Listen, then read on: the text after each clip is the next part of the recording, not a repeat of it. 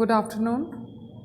BA Part 2 English Literature students of Government College Chaksu. Welcome to the next edition of Kamla Das's poetry. We have already done one poem by Kamla Das. I have given you an introduction. I told you that Kamla Das belongs to the southern Malabar in Kerala, and she was a controversial poet of her times and a precursor to feminism, and she gave a voice to all those things that women stand for, and she can be hailed as a pioneer of feminism in India. And as far as her childhood is concerned, she received her education for most of the part at home, and she was sent to three different schools, but she stayed in them for only a short while, and therefore you can say that she received no formal education, and neither did she earn any university degree formally. But at the same time, there is no doubt that she stands on her own merit and is placed at the top of the ladder as far as Indo-Anglian poets are concerned. If we see, both her parents were poets, and quite possibly she inherited the poetic talent from them. And the poem that we are going to do today, I'm going to begin, I'll give you a short introduction today of the second poem that we have as part of our curriculum, that is My Grandmother's House. And there is no denying the fact that she was very deeply attached to her grandmother, and somehow she's remembering her in a way, and she's remembering her childhood home in this present poem. um, there is, a lot of people have spoken very positively about her, very highly about her, though there are many people who have criticized her as well. But before I begin, I would like to share with you a short, quote by Eunice de Souza, who has in the Nine Indian Poets an anthology by OUP, which was published in 1997. It is there before your screens. Uh, See what she said about her. Women writers owe a special debt to Kamla Das. She mapped out the terrain for post colonial women in social and linguistic terms. And in her best poems, she speaks for women, certainly, but also for anyone who has known pain, inadequacy, and despair. So you can see that, all the negatives, all those factors that pull you down, that is in a way being, expressed in her poems. And this is exactly what is being said here. And she is kind of a representation of any kind of difficulty, any kind of pain, or anything that you lack within yourself, or anything that the society has, taken away just because you have been a woman, just because you are born woman. All that, all those factors, all that thing that kind of troubles one as being a woman, and as being discriminated against, all of that has been expressed by Kamla Das in her poetry, and this is what this quote amply expresses. So I'll just give you a short uh, background to my grandmother's house. Here you have the poem before you, but at the moment I will not read the poem. I'll just give you a short background so that you know uh, what it is all about. As I had told you, Kamla Das has been a very prolific writer in Malayalam, and has produced more than a dozen books of poetry and short stories in her mother tongue. But she has also published three books of poems in English independently, and one of them in collaboration. So those four books if I just quickly enumerate them, one is Summer in Calcutta, that was published in 1965. Then The Descendants, that was published in 1967. The Old Playhouse and Other Poems, that was published in 1973, and in collaboration with Pratish Nandi, she also published one book with the title of Tonight This Savage Rite. This was published in 1979. My grandmother's house was published in the very first book that I have mentioned, Summer in Calcutta. This is where this poem, My Grandmother's House, was published initially, and in this poem, she is recalling the time when, as a young girl, she spent time under her grandmother's care, who lived in their parental, or you can say paternal home at Malabar. Malabar is where she was born, that is where she belongs to, and she remembers all the happy and carefree days of the past very fondly in this poem. Though this poem is, talking about the past, but at the same time, again, there is a juxtaposition of happiness and sadness which is being portrayed in this poem. And through this poem, she basically walks down the memory lane, you can say, and wishes to return to Malabar once again. And the poem is an expression of her nostalgia, of all the past things that she is trying to recall. And she also tries to recapture all those happy moments of her childhood, which all of us know, and which she also understood that those moments can never return, they never come back. What is gone is gone. Time is always moving forward. All of us understand that time never goes backward. The point that we have touched once, we will not be able to touch it ever again, and that is exactly what Kamla Das also feels, and this is what she tries to convey in her poem, because she remembers very lovingly, she remembers her grandmother very lovingly, she remembers her home at Malabar. But at the same time, her desire to go back is also very much there, and it is expressed very strongly in this poem. And you can see on your screens, the poem is not very long. It is just a very short poem.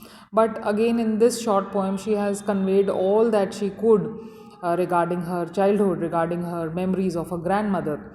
And like all grandparents, Kamla's grandmother was also a constant source of abundant love, affection, and a lot of care was given to her. Like, grandparents are usually, I don't know if I should say this here, but it's usually said that it's the grandparents who spoil the children, or it is the grandparents who love the grandchildren more than the parents. Like, for example, our parents would be more strict, but our grandparents, we would always, if we do something naughty, we run to our grandparents to help us out, or to protect us. So the grandparents, generally, overall, they have a very indulgent um, uh, picture. I mean, they indulge their grandchildren, and this is exactly what is being expressed here also. She remembers her grandmother with love, and she was also someone who inspired her a great deal. And her death led Kamla, Kamla's became very desolated, and she became very unhappy due to her grandmother's death. And it seemed as if her mother's home too withdrew into silence. I mean, the home is not a place which is live, but at the same time, here it is almost being, in this poem, it is almost being again, once again, kind of personified, that as if it's a person. And just as Kamla became unhappy and she withdrew into herself, similarly, it seemed as if the grandmother's home also withdrew into silence. It became absolutely silent, it became deserted, and the only occupants that were left there were the snakes. And surprisingly, the library, they had a very huge library, and in that library, the snakes seemed to be moving among the books, those books which were no longer being read by anybody. I mean, everything in the house was deserted.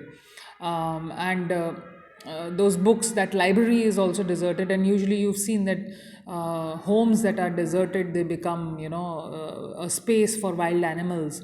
And you have spiders running all over, and snakes and rats, and the house becomes infested with these worms. And something of that kind is being painted here also. So again, you can say that the imagery is very desolate. It's an unhappy kind of an image. It's a sad image, that a house that was once full of people, happiness, cheer, laughter, now is being occupied by just these wild animals like snakes, who are moving here amongst the books and in the library. And this home was the one that had offered Kamla a blanket of security once upon a time, and a lot of warmth, love, care, which seems to be missing in the big cities where she lives now with her husband. So, again, that is another juxtaposition that takes place, the village home to the city home, the village life to the city life.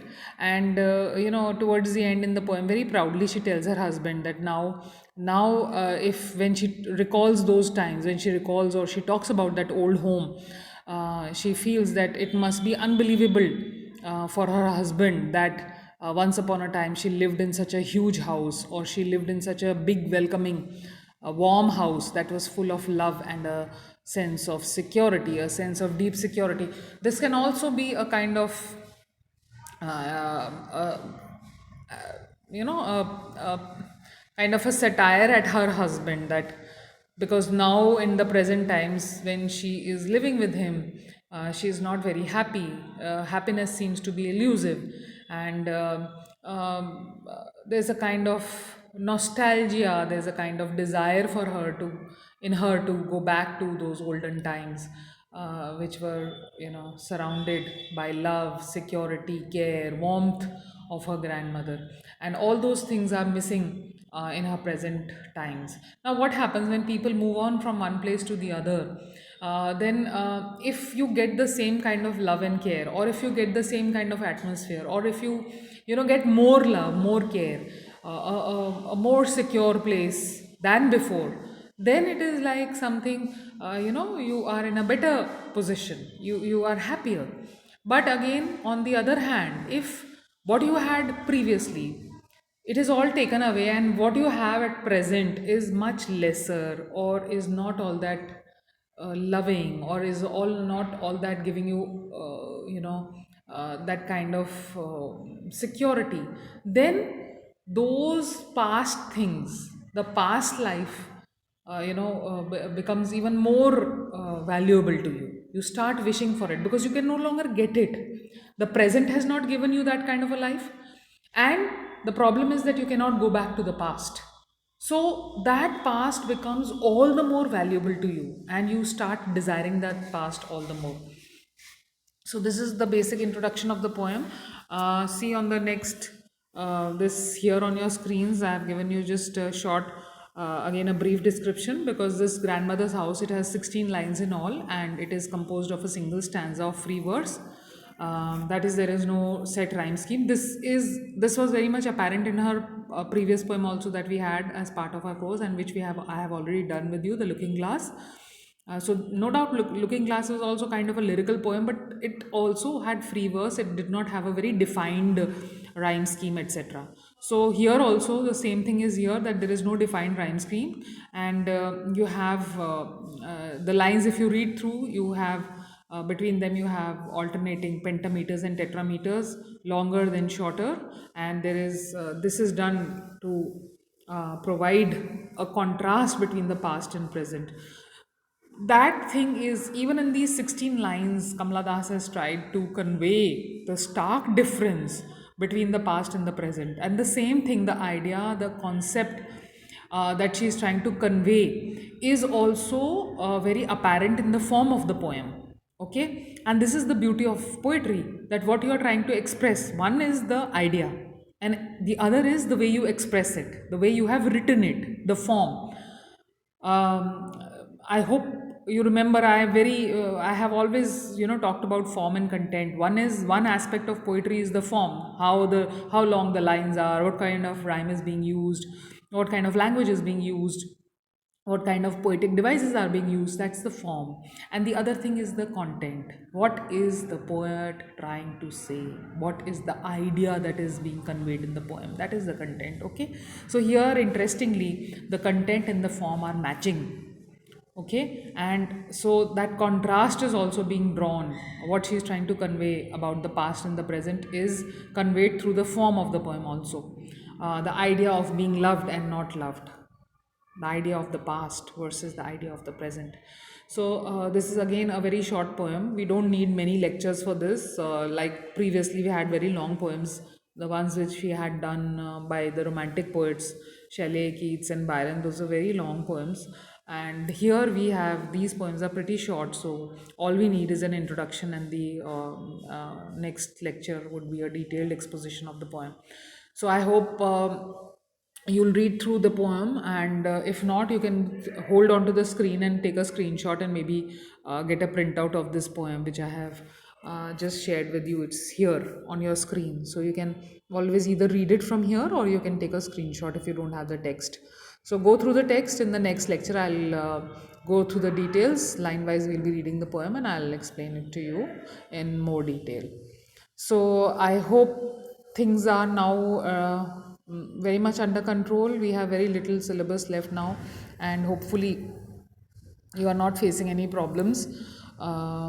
The other two texts that I have to do with you, they are pretty lengthy, so maybe I'll shorten them into pieces, and then we'll do those as well. But as of now, we have to finish these poems first. Very few are left now. So in the next lecture, I'll be doing my grandmother's house in detail. So once again, please stay safe.